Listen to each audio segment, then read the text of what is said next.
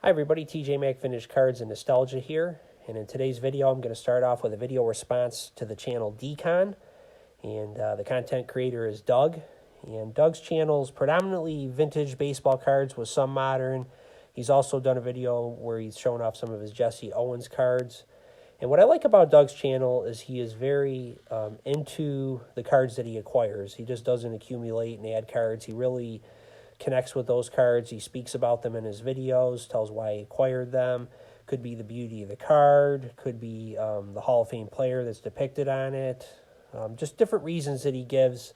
But he is a true collector that really appreciates the hobby and just the joy in acquiring cards. So just want to recognize him. And now on to the response. You see all these silver coins here. And what these coins have to do with the response is that back in 1980, it was a time when the price of silver was trending upwards quickly. And we were in an inflationary time in the United States, and there were a group of brothers known as the Hunt brothers, one of them being Lamar Hunt, who owned the Kansas City Chiefs.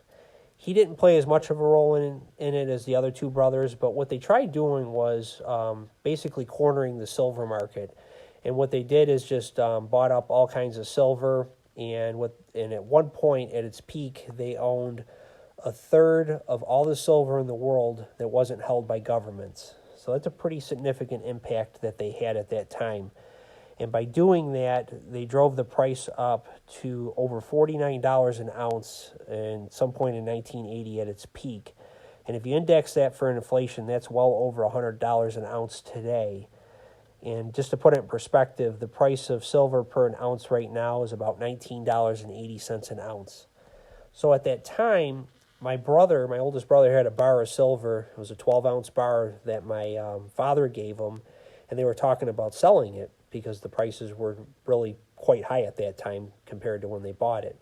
So what happened is my dad and brother agreed to sell it, so they sold it to a coin dealer in the area, and then they took the proceeds from the sale, saved some of that money, and then we went to a card show because my brother wanted to spend some of the money on cards because he was a card collector at the time.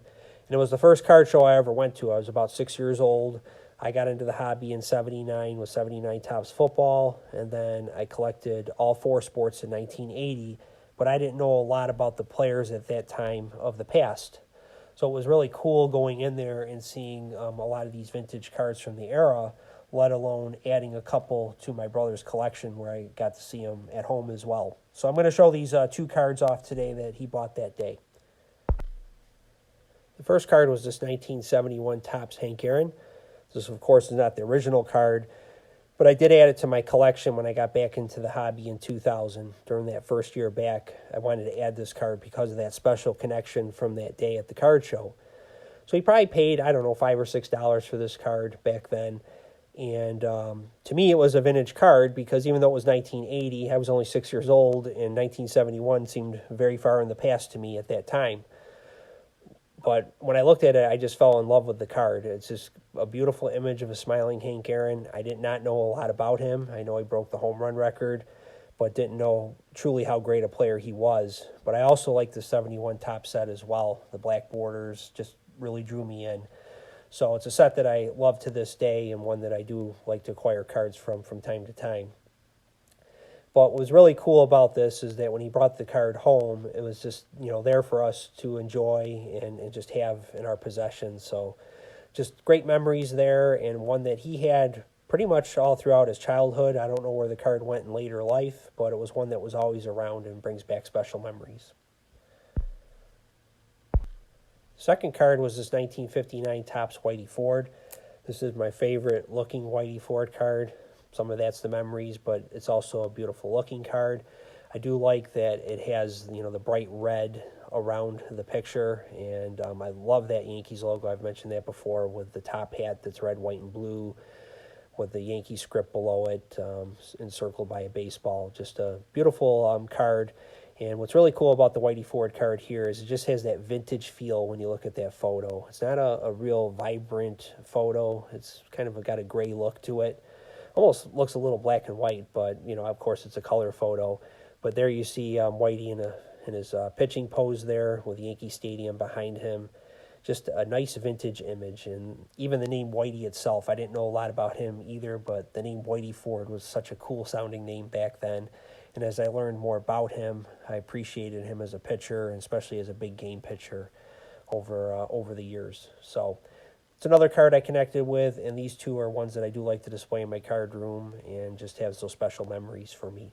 So Doug, thanks for putting this contest out, and appreciate all you do on your channel.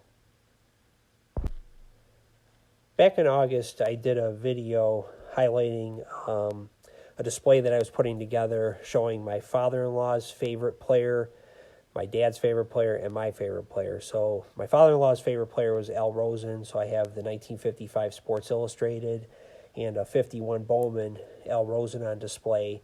And then for Mickey Mantle, I have a magazine from 1965 along with a 65 Topps Mantle. And then for Reggie, I have a 75 Topps Reggie Jackson along with a 75 Sport magazine. So Mike from Canadian Cards had seen the video, and then he sent me an email saying, hey, I have something for you. So he sent me this photo here of the 1955 Sports Illustrated with an Al Rosen autograph and the inscription 1953 American League MVP. And then also he sent along with it this letter that I'm going to read to you.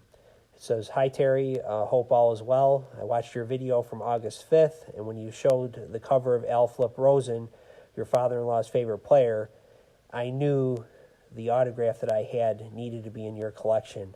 Thanks for all the knowledge and inspiration. Cheers, Mike, Canadian Cards.